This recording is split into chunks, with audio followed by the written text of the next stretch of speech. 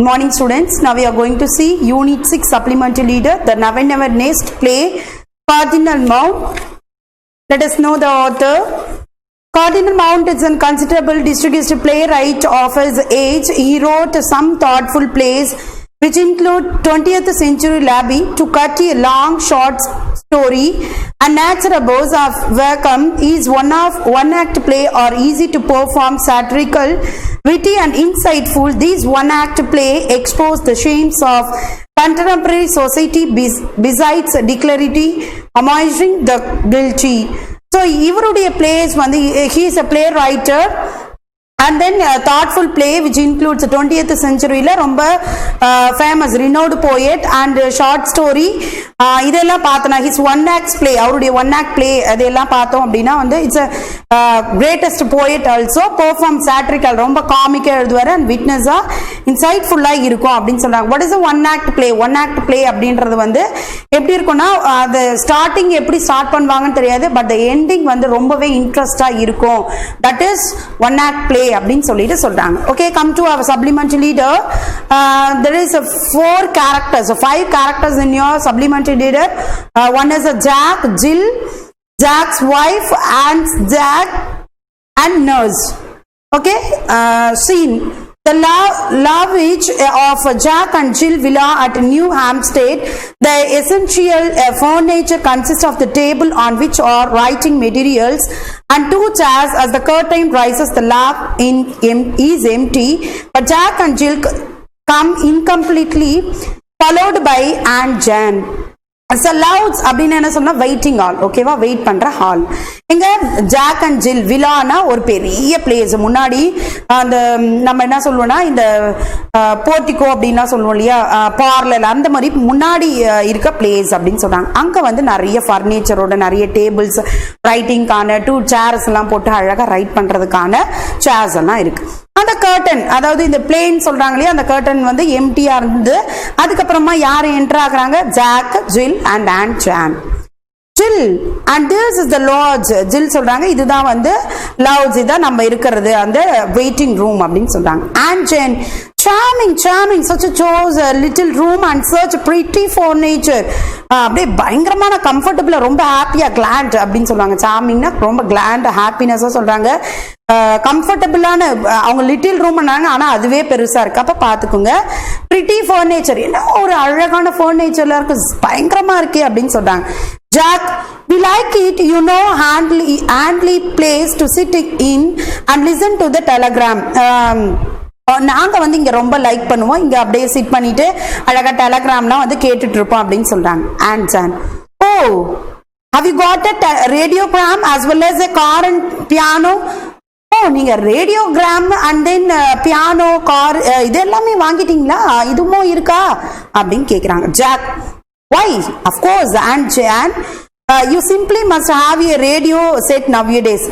இப்ப நம்ம சொல்லணும் அப்படின்னா போன் இல்லாத வீடா, ஐயோ வண்டி இல்லாத வீடா அப்படின்ற மாதிரி சிம்பிளா எல்லாரும் நவ்யடேஸ்ல யூஸ் பண்றதான ரேடியோகிராம், ரொம்ப அது இல்லைன்னா எப்படி அப்படின்ற மாதிரி சொல்றாங்க. ஜில், and it's so nice for me when Jack away at business, I even make him move it into the kitchen so that I can listen to it while I cook.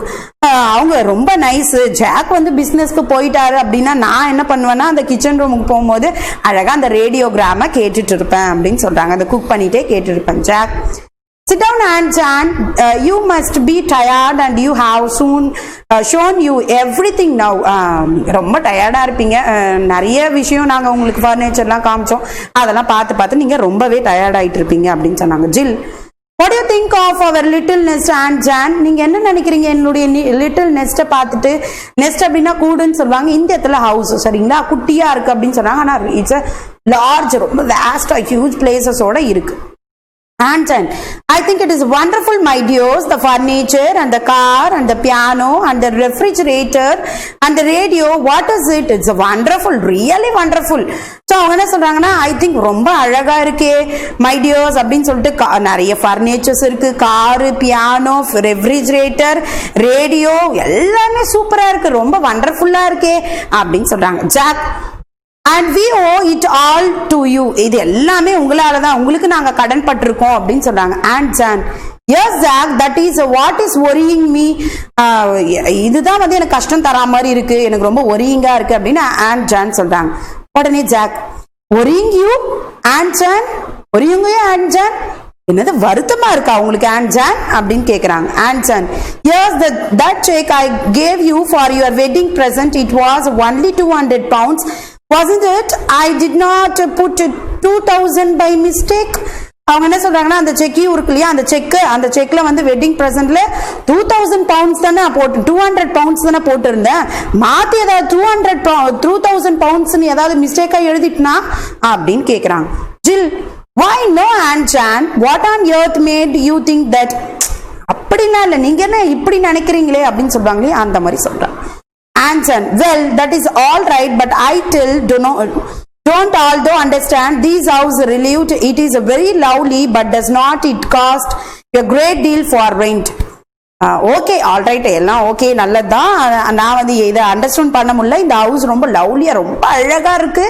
ஆனா எப்படி நீங்க இதுக்கு ரெண்ட் கட்டுறீங்க? ரொம்ப அதிகமா இருக்குமே, பெரிய வீடா இருக்கே அப்படின்னு சொல்றாங்க. Jack, rent? Oh no, we don't pay rent. ரெண்டா? நாங்க ரெண்ட் எல்லாம் கட்டல அப்படின்னு சொல்றாங்க.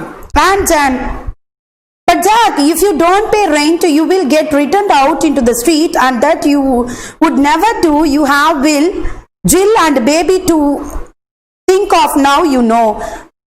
ஆனா ஜாக், ரெண்ட் பே பண்ணலன்னா உன்னை கூட்டிட்டு வந்து ஸ்ட்ரீட்ல விட்டுடுவாங்க, அந்த மாதிரி எப்பவுமே பண்ணிடாத, தெருவில் நிறுத்திடுவாங்க. அதாவது வீட்டுக்கு காசு கட்டலன்னா பண்ணுவாங்களே, அந்த மாதிரி பண்ணிடுவாங்க. யூ ஹேவ் ஜில் இருக்காங்க, பேபி இருக்காங்க, அந்த மாதிரிலாம் திங்க் பண்ணி எப்படியும் அந்த மாதிரி பண்ணிடாத ஜாக் அப்படின்னு சொல்றாங்க Aunt Jane. Jack, no Aunt Jane, you misunderstood me. You don't pay rent because the house is ours. நீங்க மிஸ் அண்டர்ஸ்டூட் பண்ணிட்டீங்க, தவறா புரிஞ்சுக்கிட்டீங்க. ரெண்ட் பே பண்றது அந்த மாதிரிலாம் எதுவுமே கிடையாது. Pay rent because the house is ours, ஏன்னா அந்த ஹவுஸ் நம்மளுடையது. Aunt Jan, யுஎஸ் அந்த கேபிட்டல் லெட்டருக்கு தான் ரொம்ப ஆச்சரியமா, உங்களுதா இவ்வளோ பெரிய வீடா அப்படின்னு கேக்குறாங்க. அதுக்கு யுஎஸ் அப்படின்னு ரொம்ப ஆச்சரியம். Jill, why yours? You just pay 10 pounds and it's yours. ஆமா, 10 pounds வந்து நீங்க பே பண்ணீங்க அப்படின்னா அது உங்களுக்கு ஆயிடும் அப்படின்னு சொல்றாங்க. Jack, you see, Aunt Jan, we realize how uneconomic it is to go on paying rent year after year when you can buy and enjoy the home of your own for the 10 pounds and the few quarterly payment of course you may be Mr. Tenant when you can be Mr. Owner.